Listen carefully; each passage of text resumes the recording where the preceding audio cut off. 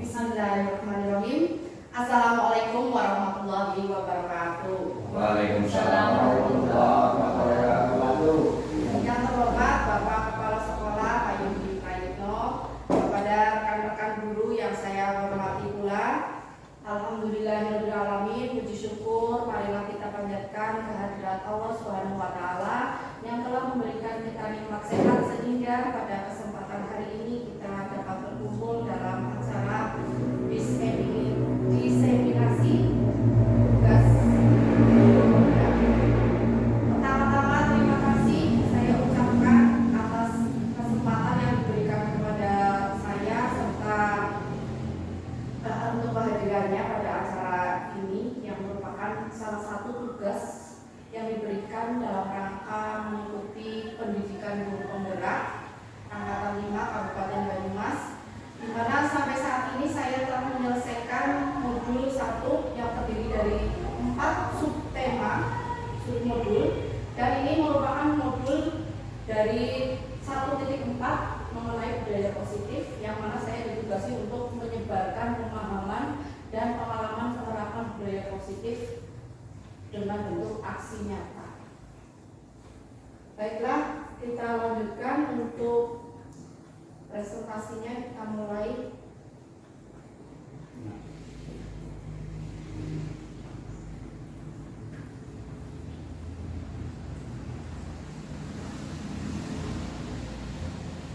Untuk materi yang akan kita pahami pada hari ini adalah konsep utama modul budaya positif, terdiri dari perubahan paradigma belajar, disiplin positif, motivasi perilaku manusia, kebutuhan dasar manusia, ada nanti posisi kontrol, restitusi, keyakinan kelas, serta segitiga restitusi.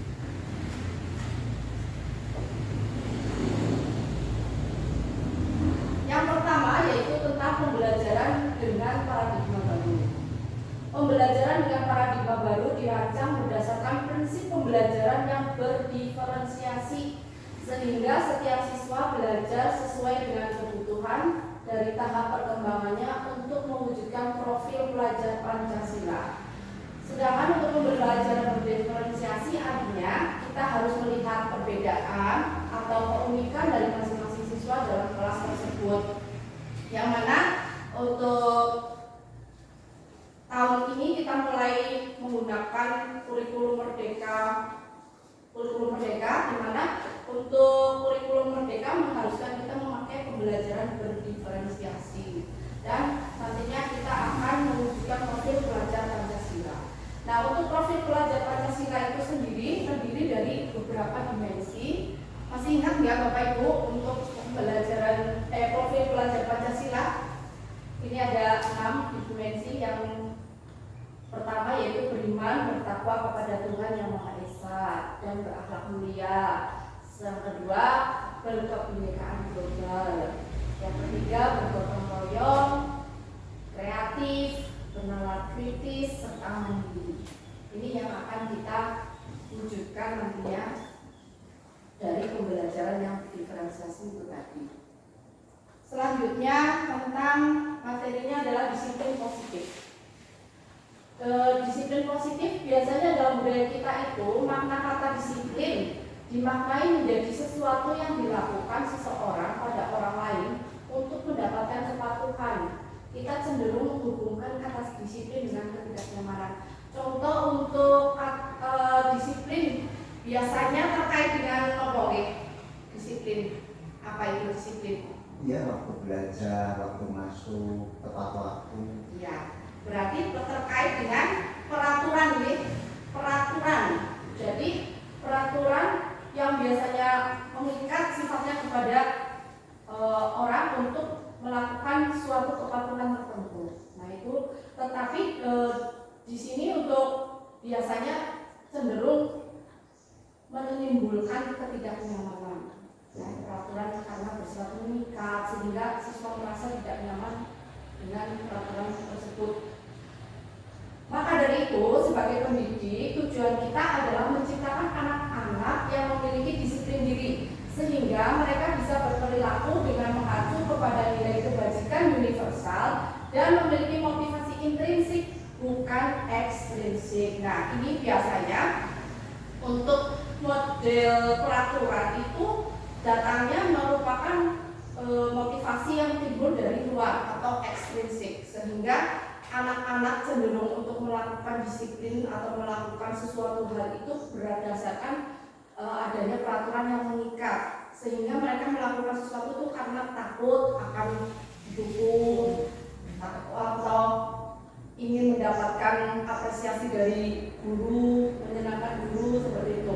Nah, sedangkan disiplin positif itu hendaknya berasal dari motivasi dari dalam diri sendiri, seperti itu.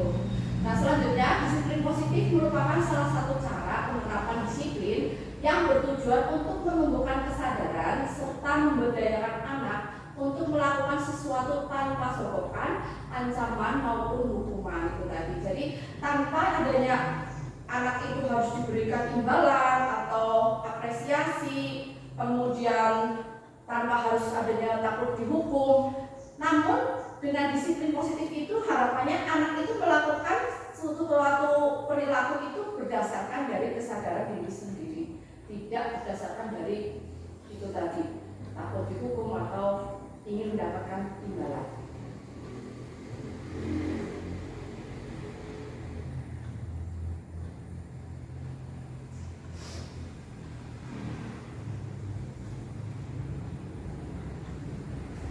Selanjutnya, perilaku manusia itu didasari dari kebutuhan dasar manusia. Nah, ini kebutuhan dasar manusia itu terdiri dari ada kebutuhan fisiologis. Kebutuhan fisiologis itu terdiri dari kebutuhan akan makan, minum, tempat tinggal, pakaian. Ya, kalau di dalam bahasa kita tuh sandang, pangan, makan, ya. Kemudian yang kedua, kebutuhan rasa kasih sayang dan diterima. Contoh ya, ada murid yang seringkali kita menjumpai ya Bapak Ibu, ada murid yang caper cari perhatian. Ada yang segala-gala nangis kayak gitu ya, ada yang pengennya diperhatikan selalu. Nah, ini berarti murid tersebut itu membutuhkan rasa kasih sayang dan diterima. Kemudian yang ketiga, itu kebutuhan dasarnya adalah penguasaan. Contohnya siswa itu pengen diakui, pengen merasa dia itu bisa, tetapi kadang guru tidak menyadari bahwasanya anak tersebut tidak bisa tetapi ditinggal gitu, tertinggal. Nah, ini dengan dia mungkin mempunyai masalah, yaitu tadi gampang nangis atau apa, mungkin dia kebutuhan akan penguasaannya tidak dia temukan, seperti itu, penguasaan akan pembelajaran yang dia ingin kuasai tetapi ternyata tidak mampu dia kuasai tetapi terlewati oleh guru. Nah, kemudian untuk yang keempat adalah kebutuhan kebebasan. Kebebasan dalam arti mungkin anak tersebut ingin bebas melakukan sesuatu hal yang menurut dia sukai. Contohnya dia senangnya menulis, tetapi dia dipaksakan untuk misalnya bercerita langsung. Nah, itu kan juga sesuatu yang dia tidak mungkin bisa untuk melakukan. Nah, itu mungkin cenderung anak-anak melakukan hal yang tidak mengenakan. Misalnya tadi menangis lagi, tadi seperti itu. Kemudian untuk yang berikutnya adalah kebutuhan untuk kesenangan. Nah, kadang-kadang murid itu pengen suasana pembelajaran itu menyenangkan, tetapi kadang kita sebagai guru, mungkin dalam hal ini saya sendiri ya, kadang-kadang sering membuat pembelajaran itu, perancang pembelajarannya yang tidak menyenangkan. Mungkin anak itu hanya di dalam pembelajaran itu mengerjakan soal saja seperti itu. Nah, itu kebutuhan anak kesenangannya tidak terpenuhi. Nah, mungkin anak tersebut nanti jadi melakukan hal yang tidak nyaman, contohnya males, ngantuk dan lain sebagainya. Itu berarti kebutuhan akan kesenangan yang harus dipenuhi. Itu kebutuhan dasar manusia. Kemudian yang selanjutnya adalah materi tentang motivasi perilaku manusia. Motivasi merupakan dorongan yang timbul pada diri seseorang secara sadar atau tidak sadar untuk melakukan suatu tindakan dengan tujuan tertentu. Nah, ini motivasi perilaku manusia ada 3 di sini. Menghindari ketidaknyamanan dan hukuman. Jadi motivasi yang mendorong seseorang melakukannya adalah untuk menghindari ketidaknyamanan dan hukuman. Nah, ini pada murid melakukan disiplin karena ia takut dihukum. Nah, ini merupakan motivasi ekstrinsik yang berasal dari luar. Yang tadi saya terangkan bahwasanya anak itu melakukan disiplin, tetapi bukan dari kesadaran dirinya sendiri. Dia karena takut dihukum. Nah, itu. Ini motivasi ekstrinsik. Sedangkan yang kedua, motivasi berikutnya mendapat imbalan atau penghargaan dari orang lain. Nah, ini ya, sering kita lihat murid melakukan disiplin diri karena ia ingin mendapat imbalan. Nah, imbalan ini kan bisa berupa macam-macam, bisa bentuk kadang ada guru yang memberikan uang, ada juga yang memberikan nilai tambah, kadang juga ada yang memberikan berupa hadiah langsung. Nah, ini merupakan motivasi ekstrinsik, bukan dari dalam diri sendiri. Nah, kemudian yang terakhir, menghargai nilai-nilai diri sendiri. Murid melakukan disiplin diri karena sadar akan nilai kebajikan dirinya. Nah, ini yang dimaksud dengan merupakan motivasi intrinsik.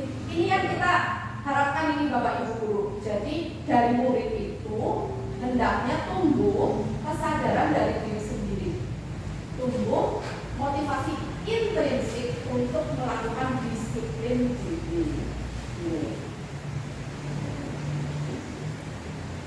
Nah, di sini ada contoh, ada konsep disiplin dengan identitas gagal.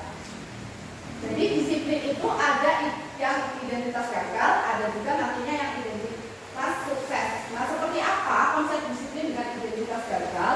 Ini contohnya hukuman. Bapak Ibu, baik sadar maupun tidak sadar, kita itu sering memberikan hukuman terhadap murid-murid kita, nih.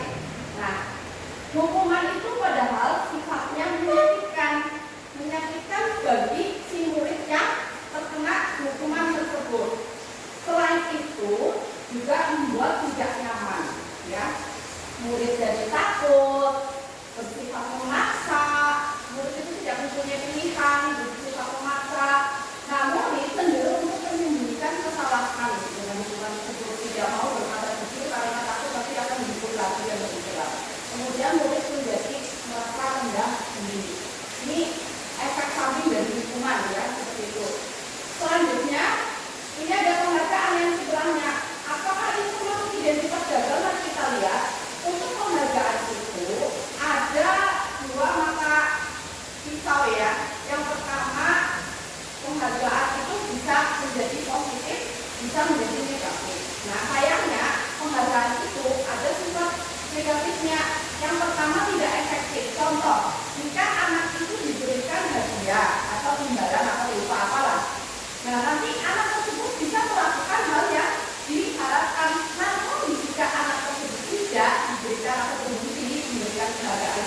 bisa jadi anak tersebut mandek, tidak melakukan hal yang diinginkan lagi, kaitannya hilang seperti itu. Ini makanya tidak efektif. Kemudian penghargaan juga merusak hubungan atau sifat kiri. Contoh, misalnya murid yang sering dikasih hadiah pasti menjadi bahan kiri sama teman yang lain. Nah itu. Kemudian yang berikutnya mematikan kreativitas. Nah ini kadang-kadang memberikan hadiah juga mematikan kreativitas. Kenapa? Karena anak bisa jadi merasa puas hanya dengan melakukan hal seperti ini saja dia sudah mendapat hadiah. Sementara ngapain mau melakukan hal yang lebih seperti itu saja sudah cukup. Nah ini mematikan kreativitasnya gitu. Kemudian menghukum dengan sistem ranking. Nah ini Bapak Ibu, ini yang sudah pemerintah terapkan bahwasanya kita tidak boleh melakukan sistem ranking. Itu karena ini akan menghukum anak-anak baik yang di peringkat pertama maupun di peringkat yang bawah. Di peringkat pertama nanti anak tersebut cenderung mempunyai sifat rasa apa ya namanya, tinggi hati, sombong dan lain sebagainya, atau malah dia menderita gitu karena dibully sama teman-temannya yang kayaknya selalu di bawahnya. Dan bahkan yang sering banyak dijumpai adalah anak-anak yang di bawah akan merasa rendah tinggi dengan ranking yang di bawah. Kemudian merampas hak untuk menghargai dirinya. Nah ini misalnya si anak ini bisa membaca, contohnya anak saya juga ada ya di rumah misalnya, oh kamu udah bisa baca ya, padahal anak itu udah senang dia udah bisa baca satu kata. Nanti dia bisa lihat, dia udah senang banget. Ternyata ada neneknya, dia bilang, ih kamu udah bisa baca ya. Nah ini nanti kalau kamu udah bisa baca saya kasih kamu hadiah. Nah itu kan menghancurkan merampas hak bahwasanya dia juga bisa menghargai dirinya, kenapa harus dikasih hadiah. Ini adalah konsep disiplin dengan identitas gagal, adanya hukuman dan penghargaan Bapak Ibu. Selanjutnya konsep disiplin dengan identitas sukses ya, yang dimaksud identitas sukses itu yang seperti apa sih? Nah ini ada konsekuensi. Nah Bapak Ibu paham bahwa konsekuensi itu seperti apa itu? Konsekuensi. Tapi dia buat ngantuk. Konsekuensi. Istiqomah. Tidak boleh lah. Konsekuensi istiqomah. Apa itu istiqomah Pak? Terus ya. Ya. Konsekuensi itu adalah akibat dari apa yang pertanggungjawaban dari apa yang dilakukan seperti itu ya. Jadi misalnya nih ada jadi ada anak yang misalnya menumpahkan air minum di kelas nih. Anak kelas 1, 2, 3 itu kan sering terjadi tumpah. Nah, maka konsekuensinya adalah anak tersebut harus membersihkan tumpahan tersebut. Nah, itu konsekuensi. Okay? Nah, ini kenapa konsekuensi disebut disiplin dengan identitas sukses? Nah, konsekuensi itu memiliki penguatan jangka pendek. Ya, walaupun sukses ini penguatan jangka pendek ini. Ya, jadi contohnya tadi dengan anak disuruh untuk membersihkan apa tadi air tumpahan itu hanya saat itu kejadiannya, belum tentu ketika ada terjadi lagi dia menumpahkan air dia akan memiliki kesadaran diri untuk membersihkannya kayak gitu. Nah kemudian perlu monitoring berkelanjutan, harus dipantau lagi apakah si anak ini benar-benar nanti ketika kejadian akan membersihkan atau melakukan hal yang sama.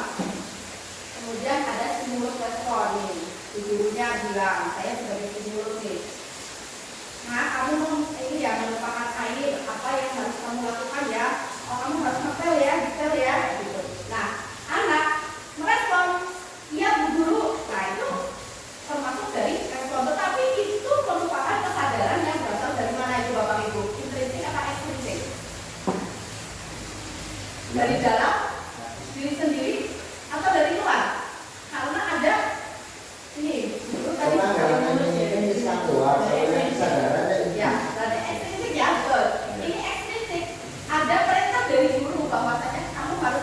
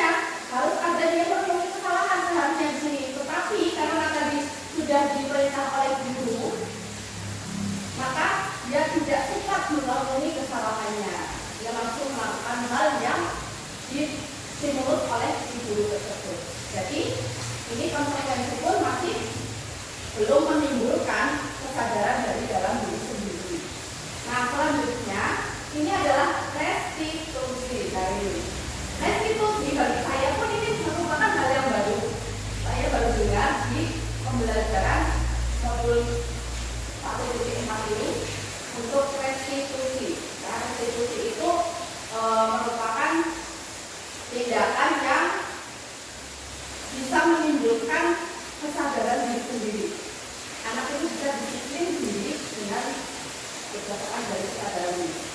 Jadi murid bertanggung jawab untuk perilakunya. Ini artinya murid bisa bertanggung jawab untuk perilakunya. Fokus pada pemecahan masalah jangka panjang. Nah ini kalau tadi ini jangka pendek, ini bisa jangka panjang. Karena anak memiliki kesadaran dari dalam diri sendiri, tidak harus distimulus atau respon ya. Kemudian murid menghormati dirinya dan orang lain. Jadi dengan dia menemukan solusi pada dirinya, dia menjadi merasa merasa menghormati dirinya gitu. Oh saya bisa menyelesaikan masalah ini gitu. Serta orang lain. Nah ini beda dengan tadi ini stimulus respon, sedangkan ini teori kontrol, jadi dirinya yang memegang kontrol. Ya, dengan kesadaran dari dalam diri dia memegang kontrol. Bahwasanya saya harus bagaimana. Kemudian murid bersemangat memperbaiki kesalahan. Kalau tadi ini kan mungkin salah terpaksa ya, apalagi yang tadi yang gagal. Jadi murid bersemangat memperbaiki kesalahan karena dia menemukan solusi dari permasalahannya dari dalam diri sendiri. Itu restitusi.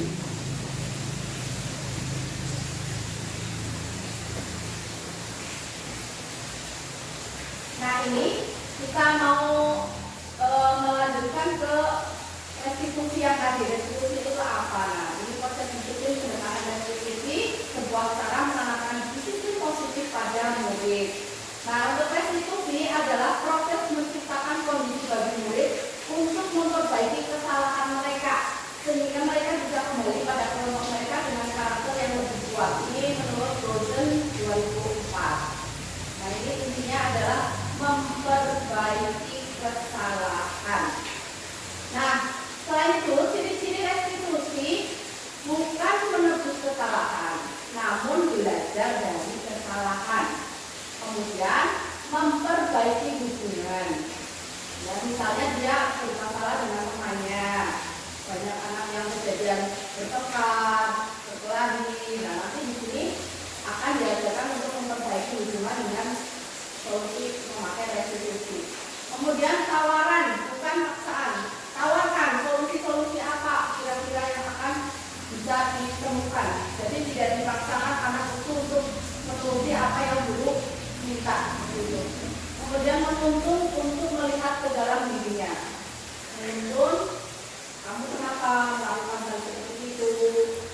Terus apa yang bisa kamu lakukan dengan kejadian ini? Kamu harus bagaimana? Nah nanti anak akan menemukan solusinya.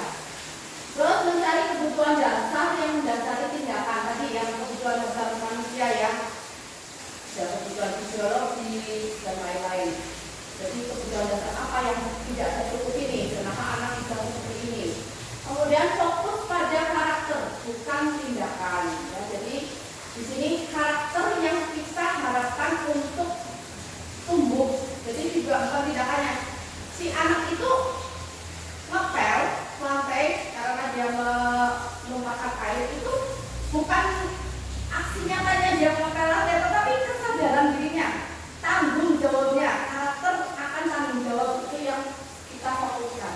Kemudian yang terakhir adalah menguatkan dan fokus pada solusi. Nah ini bedanya dengan yang tadi ada apa ya tadi ya, konsekuensi. Kalau konsekuensi tidak ada solusi yang bisa ditemukan oleh dirinya sendiri, tetapi di sini ada solusi. Ini tentang pendekatan restitusi, Bapak Ibu. Selanjutnya, ini contoh. Nah, ini contohnya, penerapannya, perbedaannya antara hukuman, konsekuensi, dan restitusi. Nah, contoh kasusnya nih, siswa sering tidak mengerjakan PR. Biasanya banyak yang terjadi seperti itu ya. Setiap harinya. Nah, itu apa ya yang kita lakukan selama ini? Apakah kita sudah memberikan hukuman? Apakah kita melakukan konsekuensi atau sudah restitusi? Nah, kalau hukuman, contohnya nih, siswa sering tidak mengerjakan PR.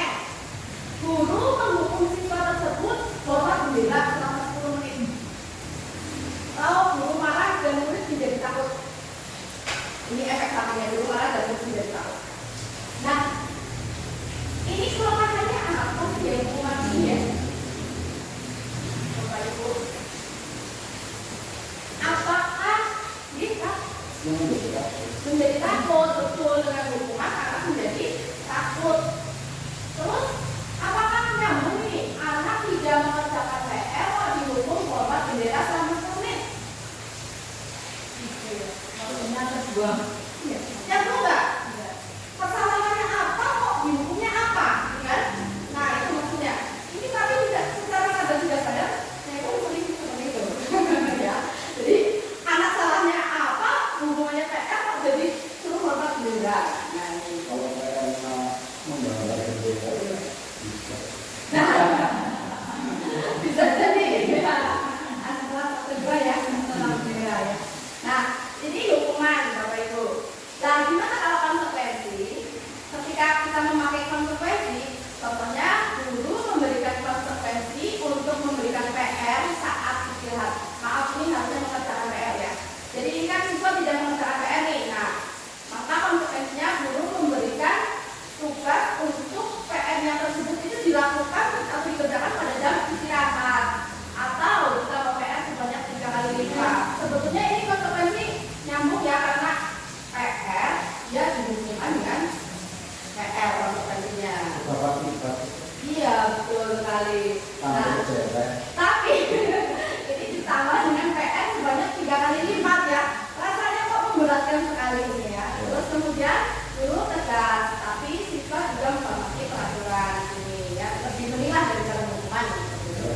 Nah selanjutnya bagaimana dengan teknik restitusi? Nah guru menanyakan keyakinan kelas dirinya dan membantu siswa dalam menyelesaikan masalahnya.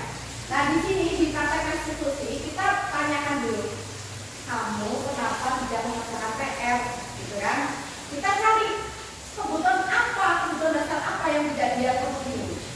Misalnya, oh bu, saya tadi malam tidurnya gasik. Nah, gasik kan malah duduk ya, misalnya seperti itu. Nah, nanti kita cari solusi bersama-sama, membantu siswa dalam menyelesaikan masalahnya. Kira-kira kalau kamu tidurnya seperti itu, ada nggak yang bisa membantu kamu untuk membantu kamu mengerjakan PR, misalnya seperti itu, membangunkan kamu lebih gasik untuk mengerjakan PR. Oh ada ibu saya, misalnya seperti itu. Jadi berarti kamu harus minta bantuan kepada ibu saya capek, saya mau tidur dulu, nanti saya dibangunin jam segini. Nah itu kita menuntut anak untuk melakukan hal-hal seperti itu sehingga nanti masalah bisa terselesaikan, sehingga lain kali dia sudah tidak mengerjakan, tidak terlambat mengerjakan PR lagi. Kemudian guru di sini terbuka, jadi di sini tidak ada guru yang marah ketika saat seperti ini. Guru terbuka dan siswa menghormati dirinya dan orang lain. Dia kembali ke siswa-siswa lainnya, teman-temannya juga dengan merasa loh enggak, tidak selama ini kalau misalnya dibukukan merasa malu gitu ya, hingga terus siswa dari seperti itu. Nah kalau dengan teknik restitusi harapannya tidak seperti itu. Ini perbedaannya hukuman, konsekuensi serta restitusi.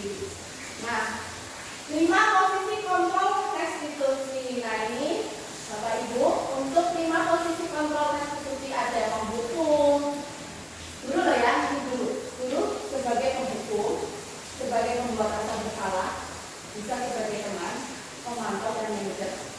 Sebelum saya lanjutkan, coba Bapak Ibu selama ini menjadi posisi apa ini? apa juga kemudian ini membuat teman semua komplain ya, yang tergantung situasinya betul ya. Terus selanjutnya contoh penerapannya 5 posisi kontrol tadi. Contoh nih ada siswa yang tidak memakai atribut lengkap saat upacara bendera. Nah kalau kita menerapkan diri sebagai posisi guru sebagai penghukum, maka dia akan bicara begini: patuhi aturan sekolah, lalu berdiri di depan barisan. Nah itu berdiri di depan barisan. Nih kemudian jika guru sebagai pembuat rasa bersalah, berapa kali guru harus memberitahu kamu, guru ini kecewa deh sama kamu. Nah ini jadi anak itu merasa bersalah. ya benar. Kemudian kalau guru memposisikan diri sebagai teman, ayolah yang tertib, buat guru bangga. Kali ini tidak apa-apa, kamu salah. Gitu. Iya, ya seperti itu. Kemudian pemantau. Nah, kalau kita memantau, kamu sudah melanggar apa peraturan dan konsekuensinya. Nah ini, anak Kalau kelasnya akan muncul. Ya.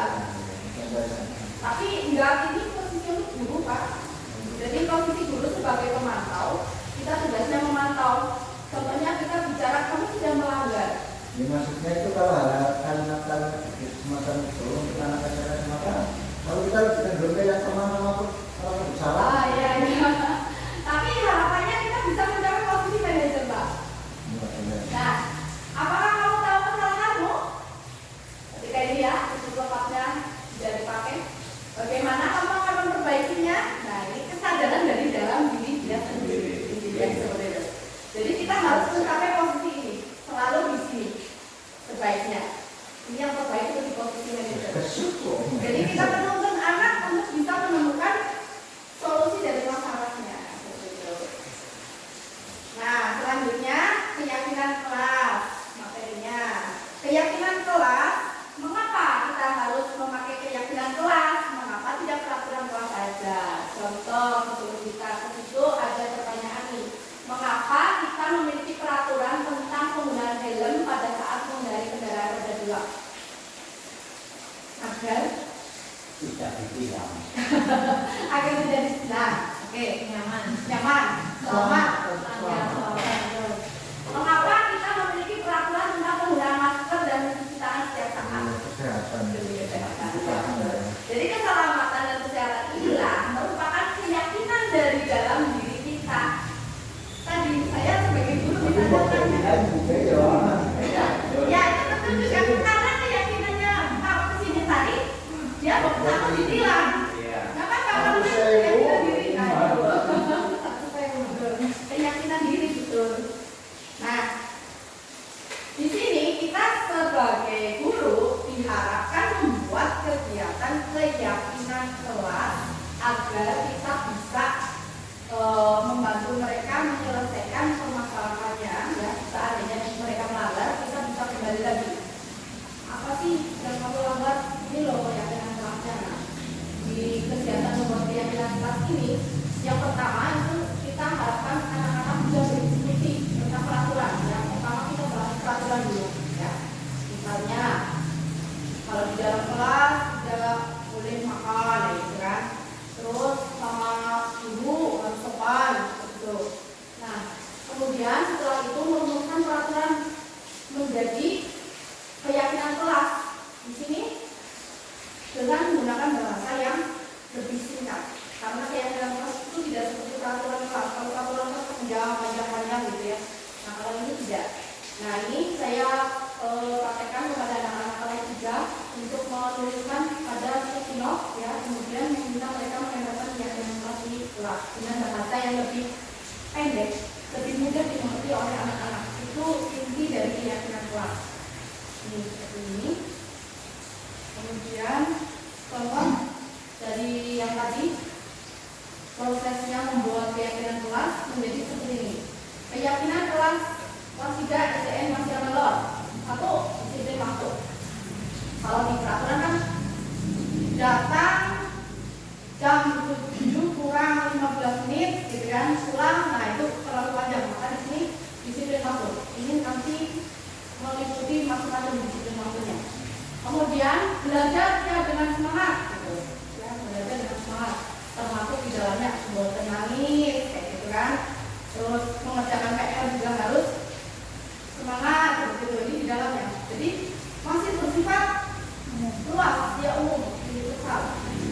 Nah, menjaga kebersihan. Nah, menjaga kebersihan kan bisa jadi kebersihan kelas, kebersihan lingkungan, kebersihan sekolah, kebersihan diri sendiri. Ini masih luas juga seperti ini. Jaga kebersihan kelas, menghargai guru dan teman, saling membantu. Nah, ini keyakinan kelas ini nantinya akan kita pakai seandainya ada pelanggaran di dalam siswa tersebut di dalam pembelajaran. Misalnya tadi ada di kejadian saya itu ada anak yang menarik ujungnya temannya sampai lepas. Nah, anaknya menangis. Nah, nanti kita kembali keyakinan kelas apa yang kamu melanggar anak ini, gitu kan? Apa coba itu? 4 menjadi 5, ya bisa. Gak apa-apa, ini berarti bisa. Nanti anak bisa kembalikan ke sini. Kamu telah melanggar keyakinan kelas yang mana? Ini loh, kayak gitu misalnya. Jaga ketertiban kelas di guru. Ya, berarti kamu harus memperbaiki kesalahan kamu. Bagaimana caranya? Gitu. Nanti anak terus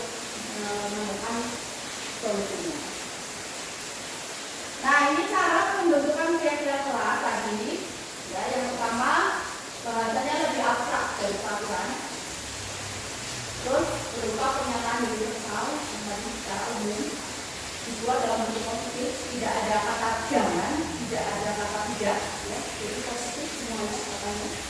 Kemudian sedikit saja ganti-gantinya orang makan. Apalagi yang kerja SD ya, ini yang kecil dan sedikit aja ya. Sesuai dengan kondisi kelas dan sekolah agar tidak diterapkan. Disesuaikan dengan kondisi kelas. Semua warga kelas atau sekolah dilibatkan. Seperti tadi saya membuatnya dengan melibatkan semua anak kelas 3 sehingga nanti sesuai dengan situasi di kelas 3 yang mereka inginkan. Gitu. Jadi cara membuat keyakinan kelas dan harapannya Bapak Ibu nantinya bisa membuat keyakinan kelas di masing-masing kelas masing-masing sehingga bisa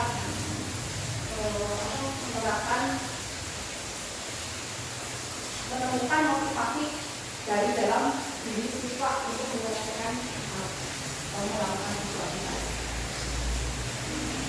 Nah, setelah nanti membuat keyakinan kelas ada pelanggaran, maka kita melakukan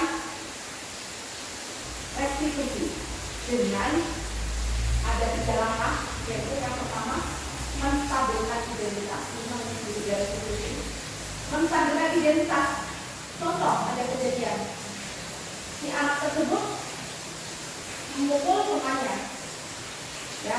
Nah, nanti menstabilkan identitas. Nah, kita berkata, nggak apa-apa, semua orang itu pernah melakukan kesalahan. Seperti itu dulu, stabilkan dulu. Kemudian selanjutnya validasi tindakan yang salah. Nah, cari alasannya kenapa kamu memukul temanmu. Ya, kita cari kebutuhan dasar apa yang tidak terpenuhi olehnya. Apakah dia karena berjutaan, karena lapar atau lain sebagainya, itu kebutuhannya. Kemudian setelah itu kita menanyakan keyakinan tadi. Coba keyakinan kelas yang mana yang telah kamu langgar. Padahal itu keyakinan kelas kita bikin bersama-sama, sudah disepakati kenapa kamu langgar. Nah, terus nanti anak dituntut untuk menemukan solusi. Kira-kira bagaimana solusi yang bisa kamu temukan. Nah, nanti anak dituntut gimana coba, minta maaf dulu, dan minta maaf kepada siapa, kepada yang dipukul misalnya seperti itu. Saya lapar tuh dulu ya berarti makan, kayak gitu solusinya. Ini praktek segitiga restitusi untuk menyelesaikan permasalahan pelanggaran yang terjadi di siswa.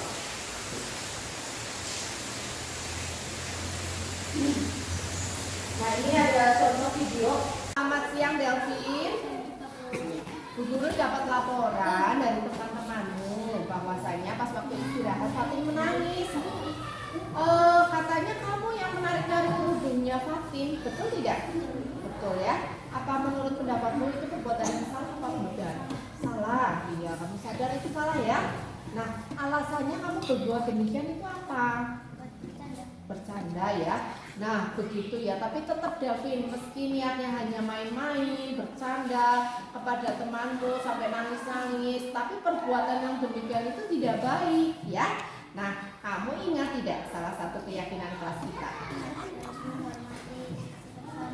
Iya betul, pintar sekali. Keyakinan kelas itu kan kita buat bersama-sama ya, jadi kita harus bisa melaksanakannya ya Davin ya. Sebenarnya berbuat salah itu tidak apa-apa, asal kamu bisa menyadarinya dan bisa memperbaiki kesalahan tersebut ya Delvin ya. Nah, selanjutnya kamu akan berbuat apa nih ke depan? Meminta maaf kepada siapa? Fatin. Baiklah kalau begitu, kamu saya persilahkan untuk minta maaf kepada Fatin ya. Ya, ya. Oke.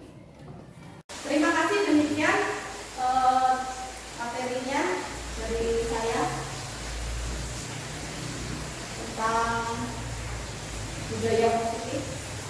Barangkali ada masukan atau pertanyaan, monggo. Tadi kan ada hukuman, ada konsekuensi, ada restitusi. Sepertinya tahap itu pasti didahului.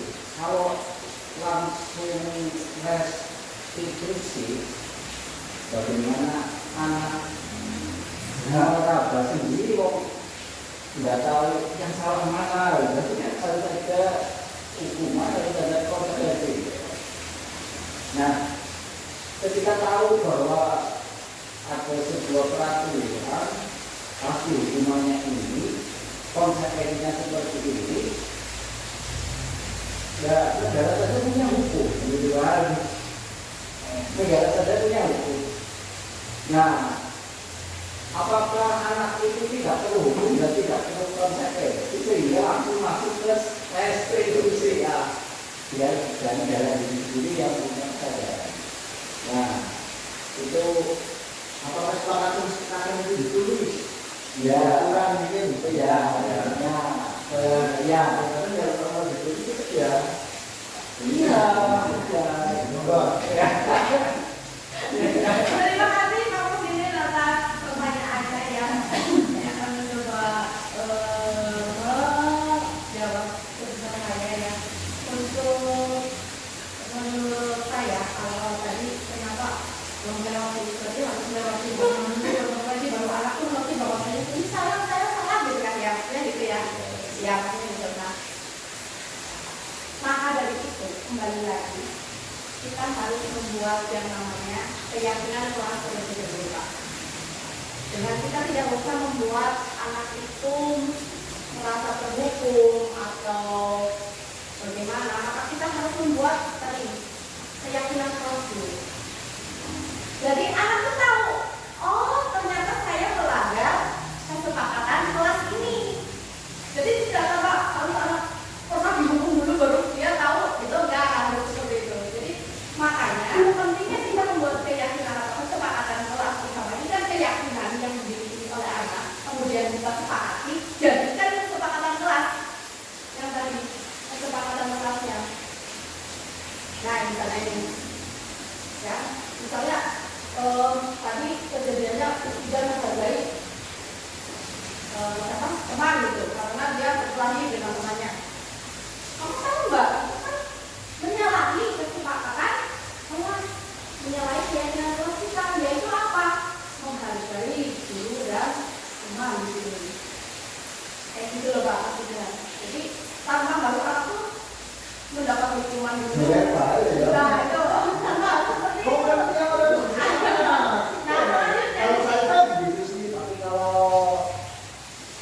Yang tidak disepakati, tapi anak itu di luar kesepakatan ataupun membuat keyakinan sendiri dari keyakinan keluarga. Tadi berarti kan dia tidak mematuhi keyakinan kelas. Nah makanya kembalikan anak itu agar sadar bahwasanya kamu itu sudah melanggar keyakinan kelas ini. Nah setelah kamu melanggar, kamu harus bagaimana? Kayak gitu loh Pak. Berikan dia kesadaran. Oh ya, itu melanggar ya Bu. Iya. Kamu harus gimana nih untuk menyelesaikannya? Karena kamu melanggar, kamu itu tidak menghargai kepada temanmu. Berarti kan kamu harus kembali bahwasanya kamu itu harus menghargai teman. Kamu harus bagaimana biar kamu bisa berbaikan? Karena restitusi ini memperbaiki hubungan tadi ada ya, ciri-cirinya memperbaiki hubungan dengan teman, dengan guru kayak gitu. Jadi nanti hubungannya bisa kembali lagi dan dia kembali ke teman-temannya pun tidak di kondisi dijuli sama teman, digoreng gitu. Jadi tidak ada peraturan kelas apa? Nah itu untuk peraturan kelas ya tetap ada Pak, kayak gitu tetapi untuk apa ya? Jadi kalau untuk itu keyakinan kelas tuh biar anak itu timbul motivasi dari diri sendiri gitu loh, motivasi dari dalam diri sendiri. Begitu Pak Mutin? Iya, sangat sulit Mas ya. Berarti harus konsisten ya dengan Kesepakatan kelas. Iya. Monggo ada lagi? tapi yang selama ini kan anak itu juga berawal dari situ ya. Masih berawal dari nanti kalau tidak ini akan begini. Nah, Banyak begini ya tenang itu. Tenang. Soalnya kalau anak itu timbul dari sendiri, guru akan selalu tidak dihargai. lama maksudnya loh, lama untuk menciptakan guru dihargai oleh murid itu juga butuh sesuatu yang Rambu-rambu. iya. Tapi ya kita kayaknya tepatnya anak-anak yang SMP ya. Iya, kita sudah sama Iya, masih kan. Itu sih namanya sih. Iya, iya, Bapak. Tapi ya, Tapi minimal kita tahu oh ini dan selama ini menurut ini mana keliru. Ya itu yang paling tepat konsekuensi. Kalau gitu sih ya restitusi itu. Yang itu restitusi kan juga restitusi. nah justru kalau menurut Pak Muhsin itu tadi malah guru tidak dihargai kayak gitu dengan restitusi, malah justru di sini guru harusnya dihargai karena apa? Dia menjadi Teman. bijaksana gitu loh, bijaksana dalam menyikapi keadaan tersebut, tidak marah, tidak memaksakan apa yang harus dilakukan oleh anak. Anak mempunyai pilihan sendiri, sedangkan di kurikulum merdeka saja, kembali ke kurikulum merdeka ya, anak itu kan merdeka nih untuk memilih. Nah ini yang kita harapkan anak itu menjadi profil pelajar Pancasila, memiliki karakter. Seandainya kita menjadi memberikan anak itu dengan sering hukuman, apa yang terjadi? Anak selama ini menderita, ya kan? Justru malah dia akan menjadi dendam kepada gurunya, menjadi ya, atau walaupun dia diam dalam hatinya dia keluar itu, menjadi seperti itu. Atau konsekuensi, aku dendamnya orang kepengen kayak gini, aku dendamnya punya solusi yang lain. Kenapa saya harus dipaksa untuk seperti ini? Ditentukan oleh seorang guru, itu konsekuensinya, kayak gitu loh Pak. Jadi malah justru di sini guru malah terlihat bijaksana dengan satu tidak marah, dua membantu dia menyelesaikan masalah, dan si anak bisa menentukan sendiri konsekuensinya. Walaupun nanti ternyata konsekuensinya solusinya itu dia menyimpang, kita menuntunnya lagi enggak kayak gitu, maksudnya kayak gitu, diperbaiki lagi sampai dia menemukan solusi yang terbaik bagi permasalahan ini. Ini tujuan dari segitiga restitusi KPK seperti itu. Segala demikian presentasi dari saya.